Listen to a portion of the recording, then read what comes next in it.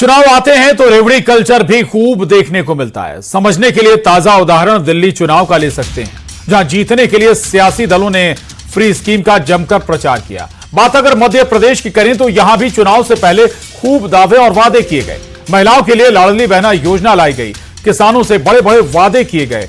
छत्तीसगढ़, महाराष्ट्र, हरियाणा, हर जगह चुनाव से पहले रेवड़ी कल्चर हावी रहता है। केंद्रीय मंत्री शिवराज सिंह चौहान ने एक बयान में साफ किया है कि वोट बैंक के लिए इस तरह के फैसले लेने पड़ते हैं। कई बार वोट बैंक के कारण कठिन फैसले नहीं ले पाते।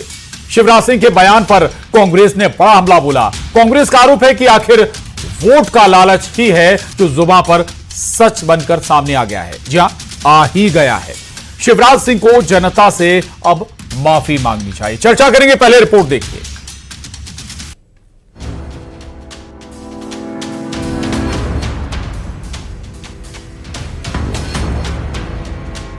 वोट का लालच, जुबान पर आया सच।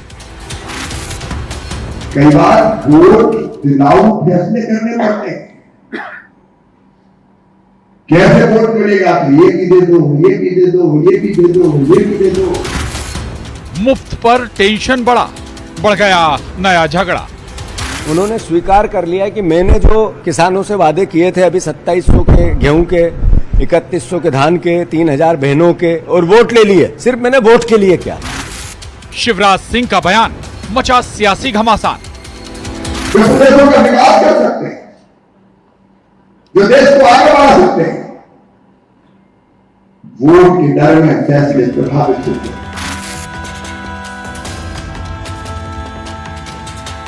शर्म आनी चाहिए इनको, शिवराज सिंह चौहान जी को, कि ये सार्वजनिक ये कहते हैं कि हम लालच दे के झूठ बोल के वोट लेते हैं। यही बात तो हम बार बार कह रहे हैं। मुफ्त पर टेंशन बढ़ा, शुरू नया झगड़ा। ऐसा है कि कांग्रेस बहुत ज्यादा फ्रस्ट्रेशन में है और अब उनको कुछ दिखाई नहीं दे रहा। जो भी हमने घोषणाएं की थी, चाहे केंद्र की हो चाहे राज्य सरकार की हो, हमने उनको पूरा करने का प्रयास हम कर रहे हैं। फ्री वाली स्कीम पर एक बार फिर से सियासी टक्कर देखने को मिल रही है। दरअसल एक कार्यक्रम में केंद्रीय मंत्री शिवराज सिंह ने रेवड़ी कल्चर को लेकर कहा कि वोट बैंक के कारण बड़े फैसले नहीं ले पाते हैं। शिवराज के बयान पर कांग्रेस ने निशाना साधा है। अब सवाल ये आता है, क्या रेवड़ी कल्चर वोट बैंक की राजनीति का हिस्सा है? क्या राजनीति और जीत के लिए फ्री सियासत यूं ही चलती रहेगी? आज इसी पर करेंगे महाडिबेट में चर्चा। ये कोई पहली बार नहीं है जब रेवड़ी कल्चर पर सियासत आई हो। सुप्रीम कोर्ट तक रेवड़ी कल्चर पर सवाल उठा चुका है, लेकिन हुआ कुछ नहीं। जैसे ही चुनाव आता है ये कल्चर हावी हो जाता है। आखिर चुनाव में क्यों रेवड़ी कल्चर? आज इसी पर करेंगे महाडिबेट में चर्चा, लेकिन पहले नजर डालते हैं आज के सवालों पर।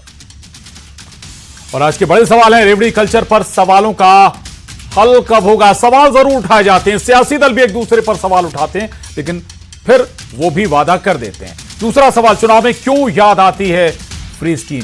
क्या ये वाकई बहुत आसान वोट लेने का तरीका बन गई है? तीसरा सवाल है, वोट बैंक के लिए कुछ भी करेंगे क्या? जी हां, सरकारी खजाना भी खाली कर देंगे, विकास भी रुक जाएगा, या केवल वोट के लिए होगा ये सब? चर्चा करेंगे, महत्वपूर्ण सवाल है। और अपने बेहद खास मेहमानों से आपका तारुफ करा देते हैं। हमारे साथ सतीश एलिया जी, वरिष्ठ पत्रकार, इस चर्चा में मौजूद हैं। स्वागत आपका सतीश जी। डॉक्टर प्रेम व्यास जी, प्रवक्ता बीजेपी, राम पांडे जी, प्रवक्ता कांग्रेस, आप दोनों का बहुत स्वागत। और राजनीतिक विश्लेषक डॉक्टर राकेश गोयल जी हमारे साथ इस चर्चा में हैं। लेकिन दो चार बातें बहुत महत्वपूर्ण हैं। बहुत सारे उदाहरण अभी सामने हैं। दिल्ली का उदाहरण सामने है। एक पार्टी नहीं बल्कि सभी पार्टियों ने इसी तरह के वादे किए थे। फ्री बिजली पानी के साथ फ्री बस सेवा और महिलाओं के लिए खाते में हर महीने मुफ्त राशि, या कहें कि एक राशि। और केवल दिल्ली की बात नहीं है, मध्य प्रदेश में भी ऐसा ही हुआ। दोनों बड़े सियासी दलों ने इसी तरह के वादे किए थे।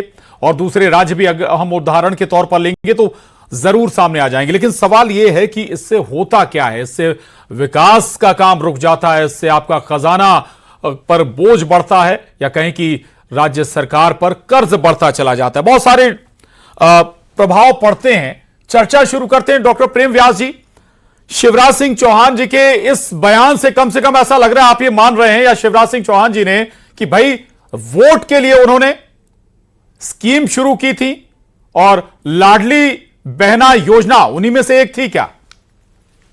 प्रशांत जी देखिए, आदरणीय शिवराज सिंह चौहान जी 4 बार के मुख्यमंत्री और उसके बाद में अभी पूरे देश की कृषि मंत्री है। तो जो उनका बयान है, मुझे लगता है कि संपूर्ण देश के सापेक्ष में समझना चाहिए। और दूसरी बात है, वन नेशन वन इलेक्शन को लेकर वे जो वहां पर संबोधित कर रहे थे, उसको लेकर उन्होंने कहा तो महत्वपूर्ण है कि उनके पूरे बयान को समग्रता की दृष्टि से देखा जाए। नहीं, उस दृष्टि से भी ना देखिए प्रेम व्यास जी की भाई वन नेशन वन इलेक्शन पर चर्चा हो रही थी, उसी दौरान संदर्भ में ये बात निकल आई।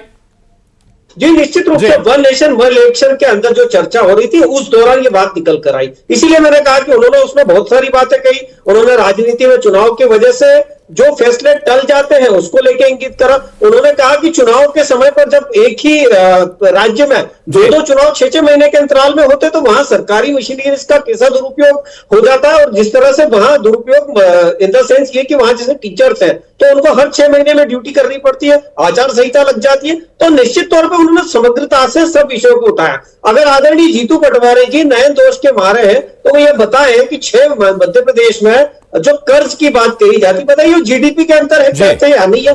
दूसरी बात है कि जो उनके राज्य आदरणीय शिवराज सिंह जी चौहान ने उसको इंगित करा। आप देखिए झारखंड में वृद्धा पेंशन रोक दी गई और मैया पेंशन चालू कर दी गई। उसका कारण क्या था? उसके बाद में हिमाचल की बात, और हिमाचल की बात करें 1500 रुपए फ्रीबीज की बात करी थी, नहीं थी है ना। आपने जो वादे जिन राज्यों में करे, आपने दिल्ली में, लेकिन वो वादे किन आधार पर, किसकी बिना पर पूरे किए जा रहे हैं, ये तो जरूर समझना होगा ना कि भाई राज्य के विकास कार्य रुक गए, राज्य में कर्ज का बोझ बढ़ गया, ये ऐसी तमाम बातें जिन पर जरूर हमें गौर जरूर करना होगा। राम पांडे जी आपके पास आ रहा हूं, केवल बीजेपी नहीं, क्या कांग्रेस ने इस तरह के वादे नहीं किए थे? या फिर हिमाचल की हम जिक्र कर लें या कर्नाटक का जिक्र कर लें, हिमाचल में कैबिनेट की 2 महीने सैलरी रुकी रही पूरी, मुख्यमंत्री सहित कर्मचारियों की 1 हफ्ते, और पेंशन भी लगभग 4 से 5 दिन रोकी गई। तो भाई ये एक पार्टी का मामला नहीं है, यहाँ जितने सियासी दल हैं क्या हमाम में सब एक जैसे हैं? ये तो हम कयास लगा रहे हैं कि लाडली बहना के लिए उन्होंने बोला है या पेंशन के लिए बोला है या किसानों के लिए बोला है। इस बात का स्पष्टीकरण तो शिवराज सिंह चौहान ही दे सकते हैं। उनसे पूछना चाहिए और उन्हें बताना चाहिए था कि वो किस योजना के बारे में बात कर रहे हैं। जो उन्होंने 25,000 झूठी घोषणाएं की थी, जिसको हम 20 साल से उठा रहे थे कि शिवराज जी हमेशा वोट के लिए झूठी घोषणाएं करते हैं, और 25,000 शायद ये Guinness book of world record होगा। तो ये तो शिवराज जी और चौहान जी ही बता सकते हैं कि आखिर उन्होंने किसके लिए बोला है। जैसे मोदी जी ने कहा था काला धन लाएंगे, 15-15 लाख सबको मिलेंगे, इससे वोट का फायदा हुआ, 2 करोड़ रोजगार हम सबको देंगे, 2022 तक किसानों की आय डबल हो जाएगी, 2022 तक। राम पांडे जी, लेकिन क्या जब आप लोग चुनाव लड़ रहे थे, राम पांडे जी, आप लोगों ने भी महिलाओं के लिए फ्री या कहें अमाउंट में एक बड़ी मुश्त राशि देने का वादा नहीं किया था क्या? जब आप पहली बार चुनाव लड़कर आए थे, आप लोगों ने किसानों का कर्ज माफ करने का वादा नहीं किया था क्या? तो हमने कब कहा कि हम वोट जिताने के लिए ये योजना ला रहे हैं? हमारी जो योजनाएं होती हैं वो वेलफेयर की होती है, देश के लिए होती है। ये तो शिवराज चौहान जी ने कहा है कि हम जो घोषणाएं करते हैं वो केवल और केवल वोट के लिए करते हैं, हम विकास के लिए नहीं करते। और उन्होंने साथ में बोला भी इससे पैसे की बर्बादी होती है, इससे विकास रुक जाता है, और पैसे की बर्बादी हुई है। आप देखिए डॉलर 88 रुपए का हो गया, आज 10 लाख करोड़ का शेयर में नुकसान हुआ है। हमारी अर्थव्यवस्था कहां जा रही है? पैसे की बर्बादी हो रही है। 5,000 करोड़ रुपए मध्य प्रदेश की सरकार प्रत्येक महीने कर्जा ले रही है। मध्य प्रदेश की सरकार पर कितना कर्जा बढ़ता जा रहा है। फिर आ रहा हूं, आपने मध्य प्रदेश का जिक्र किया, कर्नाटक में सारे विकास काम रुक गए, केवल फ्रीबीज जिन्हें हम कह रहे हैं। हालांकि इसमें भी जरूर डिवाइडेशन करना होगा कि कौन सी कल्याणकारी योजना है और कौन सी फ्रीबीज। लेकिन जल्दी एक रिएक्शन आपका प्रेम व्यास जी। देखिए निश्चित तौर पर इसीलिए मैंने कहा कि हमारा कर्ज मध्य प्रदेश में जीडीपी के अंतर्गत तो दूसरा किसी भी योजना को बंद नहीं किया है। तीसरी चीज है प्रधानमंत्री निवास, 4 करोड़ निवास अगर बने हैं तो वो सार्थकता और संबल प्रदान करते हैं। 11 करोड़ शौचालय बने तो संबल प्रदान करते हैं। 13 करोड़ अगर घरों में जल पहुंचाए तो संबल प्रदान करता है। 50 करोड़ खाते बने तो संबल प्रदान करता है। एक भी योजना कांग्रेस शासित किसी राज्य में बता दे जो सार्थकता और संबल प्रदान करती है।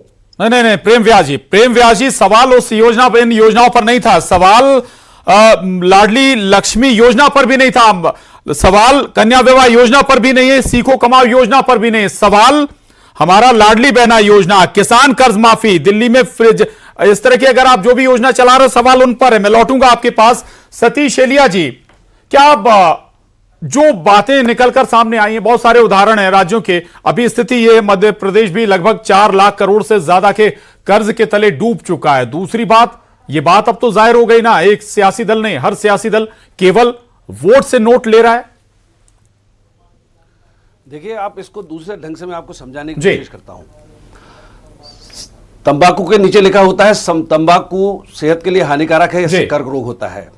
सिगरेट स्वास्थ्य के लिए हानिकारक होती है, शराब स्वास्थ्य के लिए हानिकारक है। इसके बावजूद सरकारें उनकी फैक्ट्रियों को, उनके कारोबार को अनुमति देती हैं और ये जो उनका सेवन करते हैं उनको ऊपर छोड़ देते हैं कि अब आप बीमारी भोगिए। ये जो बयान है, ये चुनाव के वक्त तो उन्होंने ऐसा नहीं कहा था। शिवराज सिंह चौहान जी ने जब लाडली लक्ष्मी योजना लागू हुई थी और पार्टी को उसका बड़ा फायदा भी मिला था, उस वक्त उन्होंने नहीं कहा था कि इस तरह की योजनाएं नहीं होनी चाहिए। जब चुनाव बीत चुका है तो अब वो कह रहे हैं। चुनाव के वक्त कोई भी नहीं कहता। और ये फ्री रेवड़ी कल्चर जो आपने शब्द कहा है, ये कल्चर शब्द इसको मत कहिए। कल्चर का मतलब संस्कृति है, ये संस्कृति नहीं है। ये असल में आर्थिक रूप से, यदि अर्थतंत्र की अब बात करेंगे किसी राज्य की व्यवस्था की, तो उसके लिए नकारात्मक है। और ये इस तरह की टिप्पणियां सुप्रीम कोर्ट भी कर चुका है, चुनाव आयोग भी यह कह चुका है कि राजनीतिक दलों को वे घोषणाएं करनी चाहिए अपने घोषणा पत्र में जो वो उन पर अमल ला सकते हो और वो उस पर अन्यथा असर नहीं पड़ेगा राज्य की अर्थव्यवस्था पर। इनका असर पड़ता है राज्यों की अर्थव्यवस्था पर। ये हमने हिमाचल प्रदेश में देख लिया, हम कर्नाटक में देख रहे हैं, हमने दिल्ली सरकार का जो अब आज कैग की रिपोर्ट पेश हुई है उसमें आप देखिए कि दिल्ली सरकार ने जो मुफ्त में सब कुछ बांटा उसकी क्या स्थिति हुई। जब मध्य प्रदेश में 10 साल तक दिग्विजय सिंह की सरकार थी तो बिजली की क्या स्थिति थी, क्योंकि फ्री बिजली हम दे रहे थे, बिजली हमारे पास थी नहीं, कोयले का पैसा दे नहीं पाते थे। तो मुफ्त की योजनाएं, और मोदी जी भी यही कहते हैं कि मुफ्त की रेवड़ी जो शब्द है वो असल में रेवड़ी नकारात्मक शब्द ही है। वो बार बार इसकी बात, लेकिन मजबूरी ये है कि मोदी जी का दल, शिवराज सिंह चौहान जिसके 4 बार मुख्यमंत्री रहे, लेकिन और उनकी सत्ता में मोदी जी के दल ने भी महाराष्ट्र में भी फ्री दिया, महाराष्ट्र में भी अनाउंस किया था और राजनीतिक दिल्ली में भी अनाउंस किया और दे भी रहे हैं। जैसे कि हम शराब बेचने और सिगरेट बेचने में हानि लाभ देखते हैं, एक लाइन बस लिख देते हैं। तो शिवराज सिंह जी ने जो वक्तव्य दिया वो एक लाइन लिखी, मोदी जी भले ही बोलते हो लेकिन बीजेपी उससे हटके नहीं रह पाई। सतीश जी मैं लौट रहा हूं आपके पास। सारे राजनीतिक दल, आपने सही शब्द इस्तेमाल किया था कि एक ही सब एक ही हमाम में है वो, इस मामले में खासकर। जी राकेश गोयल जी, एक अध्ययन बताता है कि जो राजस्व राज्यों को प्राप्त होता है उसमें 80% जो है वो सैलरी में, पेंशन में, फिक्स्ड खर्च में चला जाता है। 20% बचता है आपका विकास के लिए, बाकी सामाजिक कल्याण के खर्चों के लिए। वो भी अगर आप फ्रीबीज में दे देंगे फिर बचा क्या आपके लिए? देखिए प्रशांत जी बिल्कुल सही है, पर कहीं ना कहीं शिवराज जी के वक्तव्य को समझना चाहिए। पहली बात तो उसके अर्थ का अनर्थ कर दिया विपक्षी पार्टियों ने। उन्होंने कभी कहीं भी ये नहीं कहा कि हमने फ्री वादे किए, हमने इस तरीके के वादे इलेक्शन के। उन्होंने सब पार्टियों को टारगेट किया कि सब पार्टियां इस तरीके के टारगेट करती है मतदाताओं को लुभाने। पार्टियों पे उन्होंने टारगेट किया कि लेकिन हाल के विधानसभा चुनाव में तो आप भी उसी ये बेसिकली देखिए प्रशांत जी, वक्त की डिमांड होती है। जब राजनीति के अंदर रणनीति बहुत महत्वपूर्ण है। अगर रणनीति आपकी सही नहीं है तो राजनीति में आप फेल हो जाएंगे। जैसे आज बहुत सारी पार्टियां हम देख रहे हैं शून्य पे आज खड़ी है, तो रणनीति बनाना राजनीति में बहुत जरूरी है। और ये काट की तरीके से देखा जाता है। जैसे पुराने समय में देखते थे, अगर कोई ब्रह्मास्त्र चलाता था सामने उसको ब्रह्मास्त्र ही चलाना पड़ता था। तो जब अगर विपक्षी पार्टी कोई, चाहे कांग्रेस है चाहे आम आदमी पार्टी है, अगर वो फ्री की बिजली, पानी, महिलाओं को, यात्रा तो हर पार्टी को अपनी रणनीति में चेंज करना पड़ता है। ये सच है, ये कड़वा सच है, पर कहीं ना कहीं इसमें सुधार की आवश्यकता। मैं भी ये मानता हूं कि फ्री का लाभ सिर्फ जो वंचित है, पिछड़े हैं, उनको मिलना चाहिए। जो संपन्न है, जो मजबूत है, उनको उसका लाभ नहीं मिले तो कोई फर्क नहीं पड़ता। और वंचितों को, पिछड़ों को इसका लाभ दिया जाना चाहिए और भाजपा सरकार उसको देने की पूरी कोशिश कर रही है। चलिए अच्छी बात है। प्रेम व्यास जी, लाडली बहना योजना पे हम फिर आ जाते हैं। 1,500 हर महीने, 1,500 करोड़ रुपए लगभग हर महीने लाडली बहना का पैसा देने के लिए चाहिए होता है। अभी जो रकम मिल रही है, आपने 3,000 तक का वादा किया है महिलाओं से हर महीने, यानी कि जब वो पूरे फॉर्म में होगी 5,000 करोड़ आपको हर महीने देने होंगे। पैसा कहां से लाएंगे साहब? इतना राजस्व तो आ नहीं रहा है। देखिए प्रशांत जी, इसीलिए मैंने संपूर्णता के साथ में बताया था कि कुछ योजनाएं होती है जो डायरेक्ट बेनिफिशियरी होती है, कुछ योजनाएं होती है जो परोक्ष और परोक्ष रूप से संबल प्रदान करती है आपको। इसीलिए मैंने कहा कि अगर पूर्व में अगर भवनों का निर्माण हो रहा है मध्य प्रदेश में, अगर 50 करोड़ खाते खुले हैं, अगर 11 करोड़ लोगों को शौचालय मिला, अगर 13 करोड़ लोगों को जल से पानी मिला, अगर कोई उन पर सवाल नहीं उठा रहा। समझिए आप, जो परोक्ष रूप से फायदा देगी और निश्चित रूप से महिलाओं के जीवन में इससे परिवर्तन। बहुत अच्छी योजना है। शौचालय बनाए गए, बहुत अच्छी योजना है, केंद्र की योजना सबसे बेहतर है, लोगों को पानी पहुंचाया गया, नल से पानी पहुंचाया गया, वो भी अच्छी है। और योजनाओं का भी मैं तो जिक्र कर रहा हूं, लेकिन साहब उस योजना का जिक्र नहीं हो रहा है। हम उन योजनाओं की बात कर रहे हैं जो फ्री में आप लोगों को दे रहे हैं। प्रेम व्यास जी, चलिए मैं लौट रहा हूं। राम पांडे जी, आप लोगों ने भी अगर किसान कर्ज माफी का वादा किया था, भाई किसान को कर्जा अगर उसने लिया है, आप उसे फ्री में देने का वादा कर रहे हैं, कर्ज माफी करने का वादा कर रहे हैं, तो फिर किस ट्रैक पर गाड़ी जाएगी? दूसरा कि इतना बजट आएगा कहां से? क्या विकास के काम नहीं रुक जाते? आपकी सरकार के दौरान का जिक्र कर रहा हूं मैं। जी, कोई विकास का काम नहीं रुकता है। हमने 72,000 करोड़ रुपया किसानों का माफ किया था और सारे विकास कार्य चलते रहे थे। तो हम जो भी घोषणाएं करते हैं वो देश की अर्थव्यवस्था को देखकर करते हैं। अभी मोदी जी ने दिल्ली चुनाव में कहा था कि 2,500 रुपया महिलाओं को दिया जाएगा और पहली कैबिनेट में ही उसे पास कर दिया जाएगा। पहली कैबिनेट में वो हुआ नहीं, दिया नहीं। और मोदी जी ने उसके पहले कहा था कि ये रेवड़ी कल्चर बंद होना चाहिए। ठीक है, बाकी तो छोटे मोटे नेता हैं, ये तो देश का नेतृत्व करते हैं ना, देश के प्रधानमंत्री है। क्या दुनिया में ये मैसेज दे रहे हैं? एक तरफ कह रहे हैं रेवड़ी कल्चर बंद होना चाहिए और दूसरी तरफ कह रहे हैं कि मैं स्वयं पहली कैबिनेट में 2,500 रुपए महिलाओं को देने का प्रस्ताव पारित करवाऊंगा। फिर आप प्रधानमंत्री हैं, संसद में कानून बना दीजिए कि ये सिस्टम इस तरह से जो फ्री की योजनाओं का है वो बंद होना चाहिए।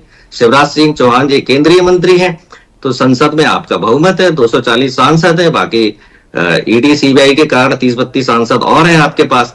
तो आप संसद में कानून बनाने का काम नहीं कर रहे हैं। अब ये शिवराज चौहान जी ने एक तरफ तो कहा था ये मेरी माताएं हैं, ये मेरी बहनें हैं, मैं इनका भाई हूं। अब चुनाव जीत गए तो माता बहनें सब दुश्मन हो गई। मतलब अभी जो डिस्कशन चल रहा है ज्यादा से ज्यादा ये लाडी बहना के ऊपर चल रहा है, चाहे वो मध्य प्रदेश का चल रहा हो, सभी राज्यों में महिलाओं के लिए फ्री में अमाउंट में पैसा दिया जा रहा है। हाँ, तो एक तरफ कांग्रेस हो या बीजेपी शासित महिलाओं के लिए आंसू बहा रहे थे, आज महिलाओं को वो दुश्मन बता रहे हैं। यदि हम मान लिया जाए कि शिवराज सिंह चौहान जी जो लाडली बहना के लिए बोलना चाह रहे हैं, और ये जो एक तरफ तो आपने खूब इसका प्रचार प्रसार किया कि हम बहनों को दे रहे हैं, और अभी भी पहले एक पेज का विज्ञापन आता है, फिर डाला जाता है कि महिलाओं के खाते। प्रेम व्यास जी, आप अपनी लाइन पर भी नहीं रह पाए, ये मोदी ने जो लाइन थी उस पर ही नहीं रह पाई आपकी सरकारें। जी प्रशांत जी, इसीलिए तो मैंने कहा प्रेम व्यास जी से अभी 2700 रुपए किसानों से गेहूं खरीदा जाएगा, 31 रुपए धान खरीदी जाएगी, 3,000 रुपए महिलाओं को दिए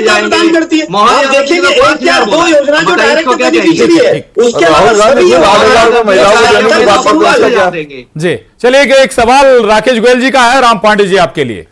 राहुल गांधी जी महिलाओं को खुद 8,000 रुपए महीना देने की बातें कर रहे थे, उसका क्या? वो क्या था? तो वो फ्री की रेवड़ी नहीं थी। अब मेरे को आप शांति से सुनिए, देश में अर्थव्यवस्था को ध्वस्त कर दिया गया है। 80 करोड़ गरीबों को 8,000 कहां से देते आप? 8,000 हर महिला को देना पूरे हिंदुस्तान में कैसे देते? जी उसी को बता रहा हूं। ये अर्थव्यवस्था का प्लान होता है। हमारे पास मनमोहन सिंह थे, आपके पास एक भी मनमोहन सिंह नहीं है। दुनिया के सबसे बड़े अर्थशास्त्री थे, ये उनकी योजना थी। मनमोहन सिंह जी ने ये योजना बनाई थी। सर, 1 साल पहले राहुल गांधी जी का वक्तव्य है, 1 साल पहले कौन से मनमोहन जी वित्त मंत्री रहे? जी 1 साल पहले का नहीं है ये, जब मनमोहन सिंह जी थे तब का है ये। अभी लास्ट इलेक्शन, लोकसभा इलेक्शन में उन्होंने 8,000 की बात की है महिला के लिए। 2019 के चुनाव में भी बोला था कि हम 8,000 रुपए महिलाओं को देंगे, ये फिर 2024 में रिपीट किया था। आप थोड़ा सा आपके ऑफिस में बाहर महिलाएं फार्म लेके पहुंच गई थी आपको, और आपके कार्यकर्ताओं धक्के देकर उनको बाहर निकाला। महिला सतीश जी के पास जाऊंगा मैं, सतीश जी के पास जाऊंगा। सतीश जी, जानकारी रखो, आप जीरो इसके मामले में। सतीश जी, किसान कर्ज माफी की बात भी हो रही थी। किसान कर्ज ऐसा व्यवस्था क्यों नहीं बनाती सरकारें कि भाई किसान कर्ज माफी नहीं बल्कि किसान को कर्ज लेने की जरूरत ही ना पड़े? जी, अकाल पड़ जाता है कभी फसलों में,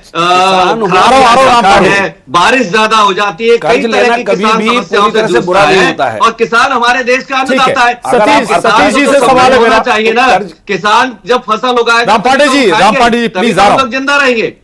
सतीश जी देखिए प्रशांत जी, 2 चीजें हैं। कर्ज लेना कभी हमेशा बुरा नहीं होता है। बिल्कुल। अर्थव्यवस्था के विकास के लिए सरकारें भी कर्ज लेती है। जैसे अभी मध्य प्रदेश सरकार के बारे में बात आई थी, तो उसके लिए आरबीआई ने एक नॉर्म्स बनाया हुआ है 3% का। आपका जो बजट है उसके हिसाब से वो उस नियम के बाहर आप नहीं जा सकते। जब भी सरकारें कर्ज लेती हैं तो वो आरबीआई की गाइडलाइन के अनुसार ही लेती हैं।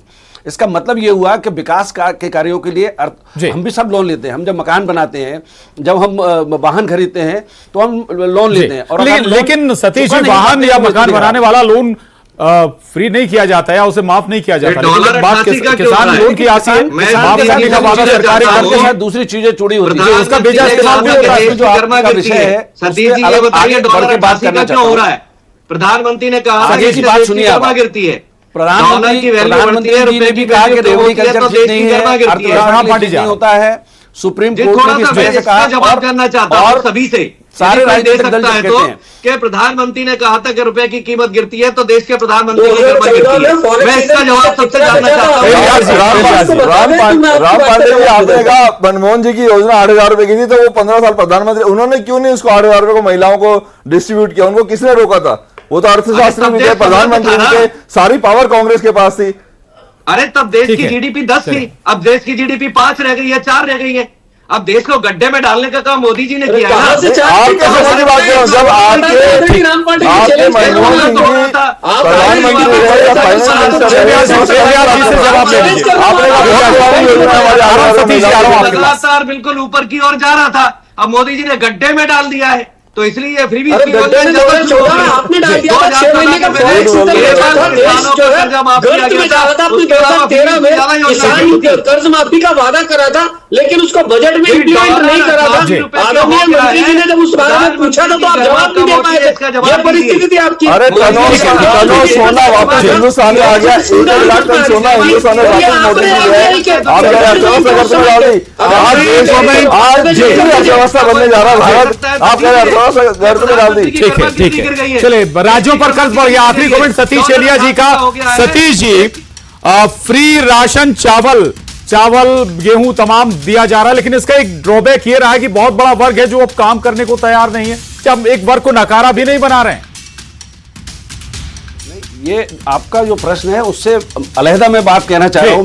मेरा मानना यह है कि ये सारी बातचीत पूरा का पूरा डिस्कोर्स चुनावों को लेके है जी, और चुनाव सुधार की तरफ हमें बढ़ना पड़ेगा कि राजनीतिक दल किस तरह के वादे करें, किस तरह के वादे नहीं करें, और जो मुफ्त की योजनाएं हैं या कल्याणकारी राज्य की जो अवधारणा है उसको मेंटेन करते हुए जो ये राज्यों की अर्थव्यवस्था खराब होती है या देश की खराब होती है और अल्टीमेटली हम दिवालियापन की तरफ जाते हैं, उसको कैसे रोका जाए। चुनावों में ऐसी बातें न किया जाए। बिल्कुल, ये चुनाव सुधार की दिशा में हमको कदम उठाना चाहिए। बिल्कुल, चुनाव सुधार की दिशा में न केवल कदम उठाना चाहिए, लंबी चर्चा भी होनी चाहिए। इतना ही नहीं, सुप्रीम कोर्ट ने भी बेहद सख्त लहजे में इस पर टिप्पणी की थी और कहा था कि अगर आप नहीं कर पा रहे तो फिर हम करें, लेकिन हुआ कुछ नहीं है।